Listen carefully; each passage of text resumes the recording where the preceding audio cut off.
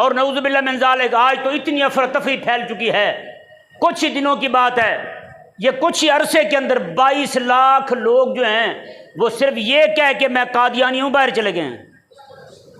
22 لاکھ لوگ اسلام چھوڑ چکے ہیں، الہاد کا شکار ہو چکے ہیں، قادیانیت کا شکار ہو چکے ہیں۔ اور آج ہمارے ممبر اور محراب کو دیکھیں اور ہمارے موضوعات کو دیکھیں، بڑے بڑے نام ہیں، مولوی صاحب بیان کیا کر رہے ہیں، اس کا جو معاملات ظاہری چل رہے ہیں اس کے ساتھ تعلق ہی نہیں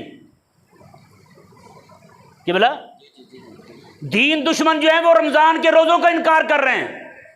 نعوذ باللہ من ذالک کئی بے دینوں کے منہ سے سنا، وہ کہتے ہیں روزے تو وہ رکھے جس کے گھر میں دانے نہ ہوں۔ قرآن کریم میں اللہ تبارک و تعالی نے واضح طور پہ ارشاد فرما دیا، هو الذی ارسل رسولہ بالہدی ودین الحق، وہی ہے وہ ذات جس نے اپنے شان والے رسول کو بھیجا بالہدی، ہدایت دے کر، کیا دے کر؟ ہدایت دے کر۔ اب بھی کسی بندے کو رب کے قرآن میں، حبیب کے فرمان میں ہدایت نظر نہ آئے اور وہ کہے کہ مجھے تو برنارڈ کے قول سمجھ آتے ہیں، اور وہ کہے کہ مجھے فلاں انگریز فلاسفر کی باتیں سمجھ آتی ہیں، اور وہ کہے کہ مجھے تو مارٹن لوتھر کی باتیں سمجھ آتی ہیں، تو یقین کر لیں اس نے نہ تو لا الہ الا اللہ کو مانا ہے، نہ اس نے محمد رسول اللہ کو مانا ہے۔ نہ اس نے لا الہ الا اللہ کو مانا ہے، نہ اس نے محمد رسول اللہ کو مانا ہے۔ کیوں؟ رب تبارک و تعالی نے یہ واضح فرما دیا، ہدایت کائنات عالم میں کسی کو ملے گی تو میرے حبیب کے دروازے سے ملے گی۔ ہدایت رب تبارک و تعالی نے حصر کر دیا، بند کر دی۔ رب تبارک و تعالی نے سارے دروازے ہدایت کے، پوری کائنات میں رب نے کوئی ہدایت کا دروازہ کھول رکھا ہے تو وہ صرف اور صرف محمد عربی کا دروازہ ہے۔ بس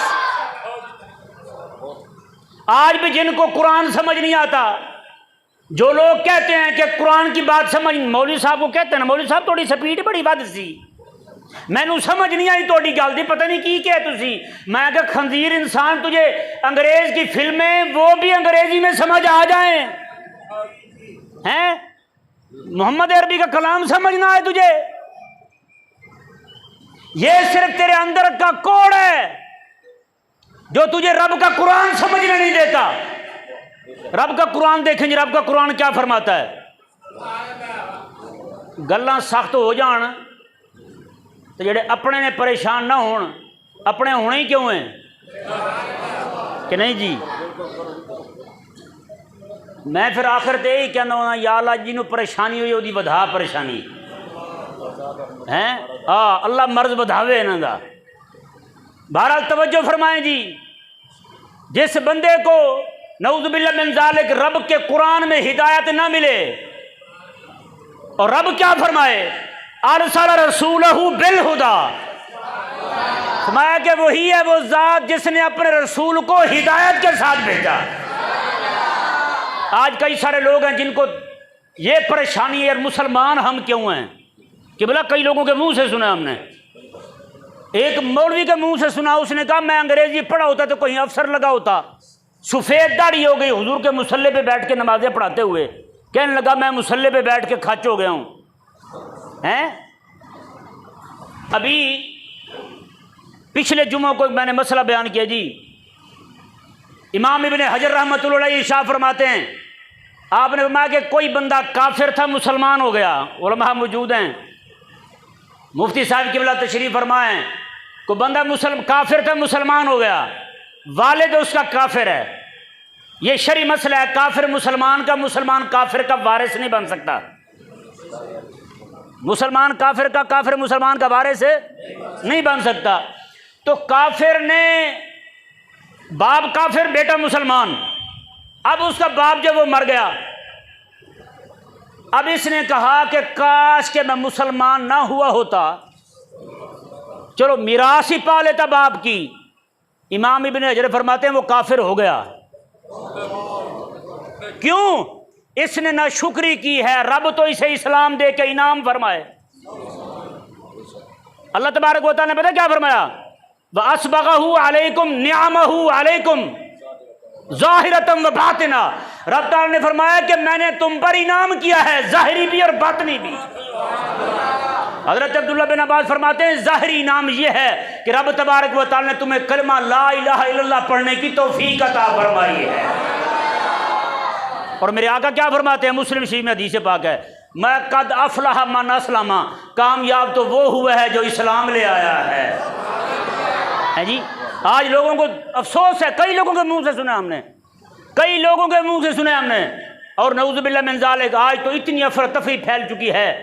کچھ ہی دنوں کی بات ہے، یہ کچھ ہی عرصے کے اندر 22 لاکھ لوگ جو ہیں وہ صرف یہ کہہ کہ میں قادیانی ہوں باہر چلے گئے ہیں۔ 22 لاکھ لوگ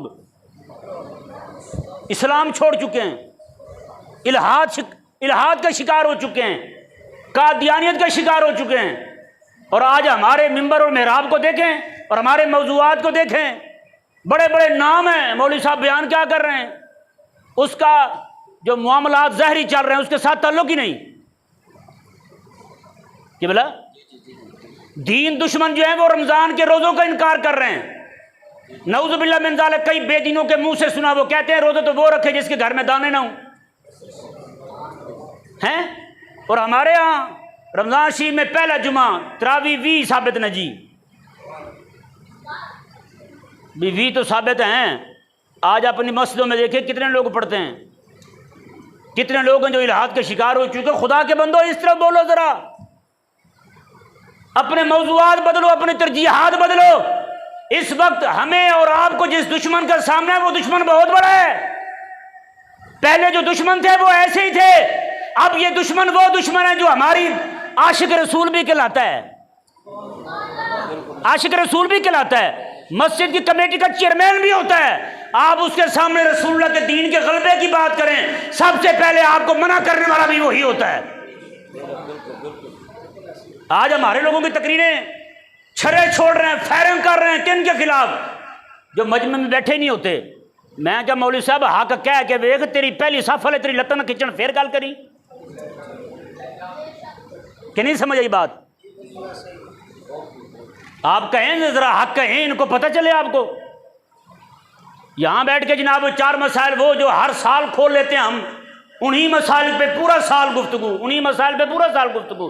آج جو مولوی سارے مسائل چھیڑ کے بیٹھے ہوئے ہیں نا، یہ جو حضرت جانتے ہیں جن مسائل کو چھیڑ کے بیٹھے ہوں، میں حقیقت کہہ رہا ہوں یہ صرف سازش ہے، صرف اور صرف دین دشمنوں کی طرف سے سازش ہے۔ کہیں یہ نہ ہو کہ 4 مولوی جو جمع ہو کے حضور کے دین کے غلبے کی بات کر رہے ہیں، کہیں دین ہی غالب نہ آ جائے۔ صرف انہوں نے غلبہ دین کی تحریک کو مٹانے کے لیے، اس تحریک کو دبانے کے لیے سازش کی ہے۔ پیاروں محترم بھائیوں، پھر اس ایسے حالات کے اندر پھر ہمیں پھر ضرورت پڑتی ہے مجدد الفسانی جیسے بندے کی۔ ذرا زور سے کہیں سبحان اللہ۔ حضرت مجدد الفسانی رضی اللہ تعالیٰ عنہ، کچھ گفتگو میں آپ کے حوالے سے کروں گا تاکہ جن کے انہوں نے نام دیا ہے اس محفل شریف کو، تاکہ اس حوالے سے بھی کچھ گفتگو ہو، اور وہ گفتگو بھی بالکل ہمارے موضوع کے متعلق ہے جو میں نے آپ کے سامنے آیت پڑھی ہے۔ حضرت مجدد الفسانی عالم بھی ہے، پیر بھی، لیکن آپ کا تعارف جو ہے نا بطور پیر نہیں، آپ کا تعارف بطور پیر نہیں ہے، بلکہ آپ کا تعارف بطور دین کے خادم ہونے کے ہے۔